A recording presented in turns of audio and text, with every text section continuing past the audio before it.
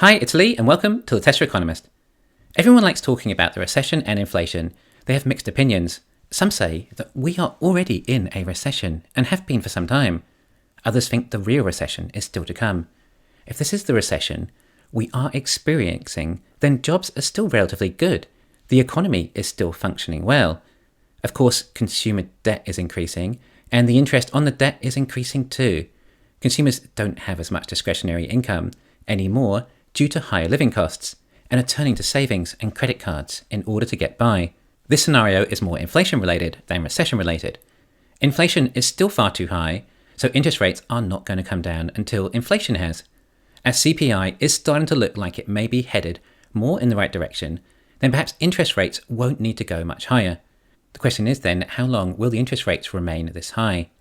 If this is the actual recession and inflation is able to be controlled with interest rates at this level, then how long could it actually last until inflation gets to 2%? We're still a long way from 2%. It could be years. Basically, too much money is being printed. Someone has to pay the bill. That monetary value needs to be destroyed within the economy somehow through some severe deflation. If people are having to sell property because they can no longer afford it, then this will be deflationary. Same for stocks. Although the market feels like it is already ready for a run. The bulls haven't had a good run for some time, and it was starting to feel like they were ready, depending on the CPI data. The Fed may not raise rates much more and just let them ride and assess the effectiveness. It's moving in the correct path, but that doesn't mean rates will come down soon. They could remain up this high for quite some time. The hope is that eventually it slowly comes in for a soft landing here and hasn't triggered a severe recession. We're coming from economic times of cheap money and recent massive additions into the money supply. It's a big contrast going from that into much higher rates, especially for a prolonged period. The Fed has been vocal about correcting inflation. They need price stability for the economy to function. It's as simple as that. What we will find out is how long the economy can support such high interest rates until something actually breaks. There is a chance there have been institutions or the like flying too close to the sun during the good times, and possibly things may unravel with these higher interest rates. Then we end up in some sort of panic, a Black Monday, a Black Tuesday, or Bear Stearns Lehman Brothers type scenario, where we discover there are some big issues in the economy and it needs fixing. The economy is drying up and in big trouble. Right now the economy is still running, and it's possible it may for the rest of the year, and inflation has been resolved and the Fed can finally lower rates. This seems like the perfect scenario, but possibly too good to be true. However, if we go into a panic and worry about certain industries falling, I don't think it will be the banks this time, at least not in the US, possibly China, but who knows. It could be something like the auto industry, as they all have huge amounts of debt. If they're facing bankruptcy, then they may need bailouts on their debt. Autos are going to suffer either way through these times, with higher rates. It makes auto loans that much more expensive. Then higher costs of living, it's easy enough to postpone the purchase of a new car. The markets do seem eager to jump though. It feels like a bit of fear has left it perhaps. Maybe because we think we can see our way onto the other side of the inflation bubble. But it's all up to how the Fed views it all and what path they decide to take. Either way, I can't see it likely that the economy is going to jump back into boom times again anytime soon. This would be the last thing the Fed would want to see. So we'd try and keep a lid on that, which makes you wonder just how much the markets could even go up. It seems unrealistic to think that stocks would recover back to all-time highs.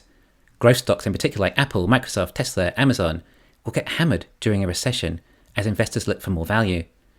Recessions can be very concerning, and investing in companies that rely on income streams like advertising or demand for luxury items do not fare so well. During a recession, you want to maintain capital. You simply don't know what circumstances may arise. Investors look to stocks that are the backbone of the economy, like energy, rail, banks, food, mining, activities that need to happen during any economy. People don't stop eating just because they're in a recession. So generally growth stocks will get hammered, and then the value stocks, they provide income. Debt is scary during these times. You need to do what you can to make sure you can afford as many future mortgage payments as possible. A real estate investor friend of mine told me his secret to real estate was no debt. Having debt on the wrong side can ruin you during such times. With higher interest rates and higher costs of living, it can become very tough. Personally, I'm protecting myself from potential panic to come into the market. The main objective is capital preservation. If you're holding just cash, then it could all be inflated away from you, and it lose a lot of its purchasing power. That's not very nice. The governments could do all sorts of things to cash that could wipe away its value. Like in 1971 when Nixon took the US dollar off the gold standard and created a massive amount of inflation. Yes, I was just saying how bad debt is, but if inflation kicks in, then it does actually also reduce your level of debt. If the debt levels get too bad, then we don't know what extremes the governments and reserve banks might go to. Think about it like this. The governments have tons of debt too. They need to reduce that. I think the US national debt is around 120% GDP currently. One way to reduce that level of debt is to inflate yourself out of it. Currently, it would appear they're going the opposite way, and to slow down the circulation of money, reduce consumer confidence, reduce consumer discretionary income, which will all reduce spending in the economy and thus less money chasing fewer goods, resulting in deflation. This is all axiomatic and works to an extent. It's just we don't really know to what extent. If we're not seeing enough action soon enough, the Fed may get more hawkish. Remember, the government will have to renew their bonds at these new rates too. And even when interest rates were practically zero, the government barely had enough government income to cover their spending. If their debt payments also rise substantially, then they will have some serious issues. Hence why they may have to take some extremes. This could mean that it's in the best interest of the government to really stamp out inflation as soon as possible, so rates can get lower for the government. If rates rose higher than expected to try and speed up the process, then cash would become a lot more valuable. Liquidity becomes tighter in the economy. People can get great reliable returns on cash now, rather than in stocks, which may go down. The economy and markets are incredibly volatile right now. No one knows how they're headed. Some people think we may enter a recession that's even worse than the global financial crisis. Others think it may even be as bad as the Great Depression, whereas others think this may be the recession.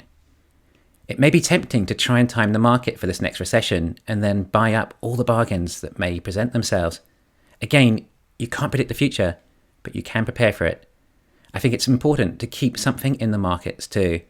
It may be value stocks or high dividend stocks, but in a recession, they won't be hit as badly as growth stocks. And you might want to also keep part of your portfolio in some growth stocks too. Of course, a lot of this would depend on where you are in your life. If you're young, then you may be okay waiting 10 years if you have to for Microsoft to recover again. But if you're retired, then it's different. I don't think in history there has ever been a recession with a soft landing. Try and prepare for all circumstances. If you keep a combination of cash and equities, then if the equities get cheaper, you could also buy them on a discount as you have the spare cash available, particularly if we hit a market panic. And make sure you have enough cash to give you ample breathing room. Let me know in the comments what your investment strategies are through these times too. Thanks for listening. Please hit the thumbs up and subscribe. You can follow me on Twitter and talk to me on Patreon.